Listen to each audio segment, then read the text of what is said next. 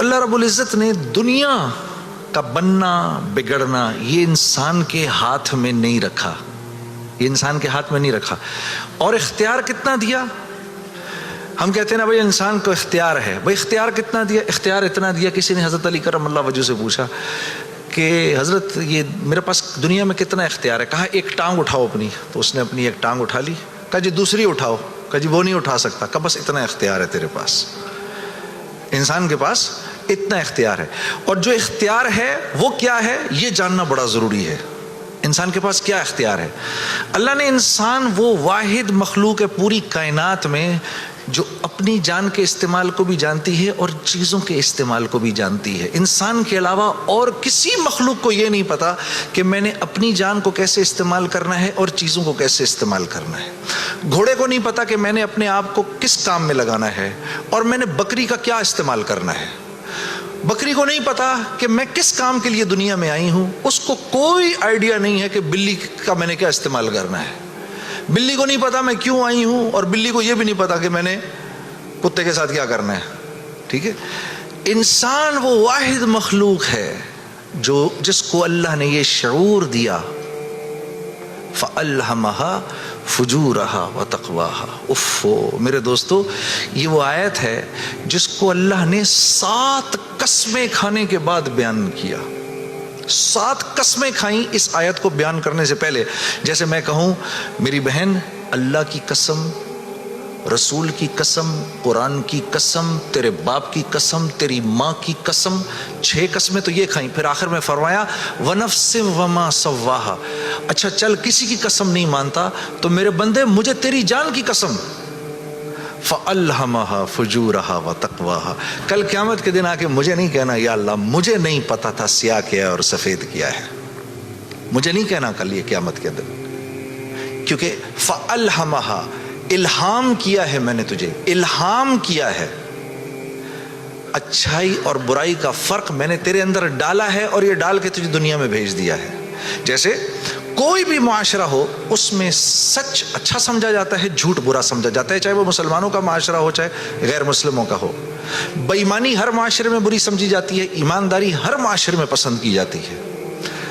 راست بازی، سچائی، بینگ اپ رائٹ یہ ہر معاشرے میں پسند کیا جاتا ہے، اور ظلم ہر معاشرے میں برا سمجھا جاتا ہے. جسٹس ہر معاشرے میں اچھا سمجھا جاتا ہے، قتل ہر معاشرے میں برا سمجھا جاتا ہے. تو اللہ پاک فرما رہے یہ چیزیں دے کے میں نے تمہیں دنیا میں بھیجا ہے، میں نے تمہیں تمہاری جان کا استعمال بتا دیا، چیزوں کا استعمال بھی سکھا دیا. تو یا اللہ میں نے جان کا کیا استعمال کرنا ہے، میں نے جان کا کیا استعمال کرنا ہے. ہاں تو اللہ پاک فرما رہے قد افلح من زکاہا. تو نے اپنی جان کا تزکیہ کرنا ہے تو تو کامیاب ہو جائے گا. وَقَدْ خَابَ مَنْ دَسَّاهَا. اور اگر اپنے نفس کو تو نے کھلا چھوڑ دیا تو برباد ہو جائے گا. اب ان 2 باتوں پر علماء نے تفسیروں کی تفسیریں لکھ دی ہیں. اب نفس کا تزکیہ کیا ہے؟ نفس کو ہر اس چیز سے روکنا جس کو اللہ نے منع کیا ہے، یہ نفس کا تزکیہ ہے. سامنے نامحرم عورت ہے، اب نہیں دیکھ سکتے اس کو. ہاں وہ سامنے سے آئی، نظریں جھکا لی. اب نظریں جھکا لی اسی لمحے پچھلے سارے گناہ معاف ہو جاتے ہیں. اور اللہ ایمان کی وہ حلاوت دیتے ہیں جو آپ نماز میں محسوس کریں گے. پھر آپ نہیں کہیں گے کہ جی میں نماز پڑھتا ہوں میرا تو دھیان ادھر نکل جاتا ہے. پھر آپ نہیں کہیں گے. کان کو ہر وہ چیز سننے سے روکنا جس کو اللہ نے منع کیا، ہر اس چیز کو سننا جس کا حکم دیا. ہاتھ کو ہر اس جگہ استعمال کرنا جس کا حکم، ہر اس چیز سے روکنا جس سے منع کیا. تو نفس کا تزکیہ اللہ فرما رہے ہیں جب تم دیکھ کر میری رعایت رکھ کے زندگی گزارو گے تو تم اس دنیا میں کامیاب ہو جاؤ گے. اور تمہیں کامیاب کون کرے گا؟ ہم کریں گے. تم خود کامیاب نہیں ہو سکتے. ہاں یہ موت کے بعد ہوگا. فرشتے اعلان کریں گے وَلَكُمْ فِيهَا مَا تَشْتَهِي أَنفُسُكُمْ. اب کیونکہ تم نے دنیا میں تو ویسے کر لیا جیسے اللہ نے چاہا، ٹھیک ہے، اللہ کی رضا پر راضی رہے، تو اب وَلَكُمْ فِيهَا مَا تَشْتَهِي، اب جو کچھ تم چاہ رہے ہو انفسکم وہ پورا ہوگا. کیوں؟ نزلا من غفور الرحیم، کیونکہ تم اب غفور الرحیم کے مہمان بننے والے ہو. تو اب جو چاہو گے پورا ہوگا. اب کہہ لو مجھے اتنے بڑے بڑے گھر چاہیے, مجھے اتنی اتنی بیویاں چاہیے, اتنی اتنی حوریں چاہیے. دنیا کی عورتیں کہہ دیں کہ مجھے اس کی شکل دوبارہ نہیں دیکھنی. ہاں جی, میں آ رہا تھا نا ادھر, تو اب میرے سفر میری بیوی تنگ آ گئی تھی. تو مجھے کہنے لگی کہ اب آپ کیا کر رہے ہیں. میں نے کہا عائشہ اتنا بڑا کام ہے, مجھے جانے دو. تم جنت میں میرے سے 500 سال پہلے نہیں جانا چاہتی؟ تو کہنے لگی وہاں بھی اکیلا ہی بھیجنا. تو پھر مزے ہی مزے ہیں. پھر جو آپ چاہیں گے وہ ہوگا. یہاں پابند کرنا ہے اپنے آپ کو اس دنیا میں, اور پابند کرنا اپنے آپ کو یہ سب سے مشکل کام ہے. یہ سب سے مشکل کام ہے, اپنے آپ کو پابند کرنا. دیکھو انہوں نے اپنے آپ کو پابند کیا, میڈیکل کالج کا تو ڈاکٹر بن گئے. وہاں جو سینئر ڈاکٹرز نے کہا وہی کیا. صبح کہا 8 بجے پہنچنا ہے, 8 بجے پہنچ گئے. وہاں پر جس پیریڈ میں, جس کلاس میں, جس ڈپارٹمنٹ میں انہوں نے کہا جی پڑھو, پڑھتے رہے. اس کے بعد 4-5 سال اپنے آپ کو پابند ہی تو کر کے گزارا, تو 5 سال کے بعد ڈاکٹر بن گئے.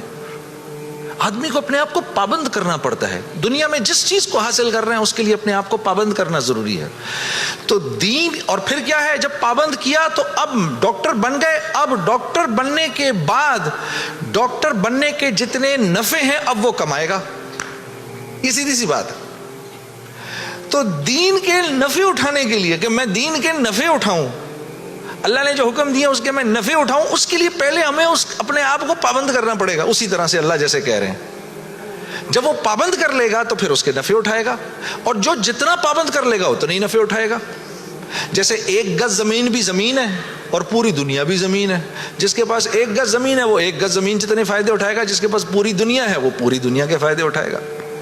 تو جس کی زندگی میں جتنا دین ہے اس نے دنیا میں نفع اٹھانے ہیں. جس کی زندگی میں جتنا کم دین ہے, پھر کیا ہے, مصائب اس کو گھیر لیتے ہیں. مصائب اس کو گھیر لیتے ہیں, حالات اس کو گھیر لیتے ہیں. کراچی سے, لاہور سے, فیصل آباد سے گلاسگو آ جانے سے حالات ٹھیک نہیں ہو جائیں گے. یہ کہیں اللہ کا وعدہ نہیں ہے کہ جگہ تبدیل کرے گا تو تیرے مزے ہو جائیں گے. نہیں, زندگی بدلے گا تو تیری زندگی بدلے گی. چاہے تو غربت میں ہے, چاہے تو امارت کے اندر ہے, چاہے تو وزیر ہے, چاہے تو محکوم ہے, چاہے تو دکاندار ہے, چاہے تو کارخانے دار ہے. اگر میری مرضی کے مطابق چل رہا ہے تو دنیا کی زندگی تیری ایسی بناؤں گا, دنیا کی زندگی کو تیرے لیے جنت کا نمونہ بناؤں گا. اگر میری مرضی کے خلاف تو چلے گا تو تیرے لیے تمام حالات اور تمام کامیابی کے نقشے ہونے کے باوجود تجھے مشکل میں ڈالوں گا. اور میرے عزیز دوستو, یہ ازل سے لے کر آج تک ہو رہا ہے, اور آج سے لے کر ابد تک یہی ہوگا. اب آپ لوگ یہاں کیوں آئے؟ کبھی آپ نے سوچا بھئی آپ گلاسگو کیوں آئے؟ آپ گلاسگو کیوں آئے؟ آپ آئے نہیں ہیں.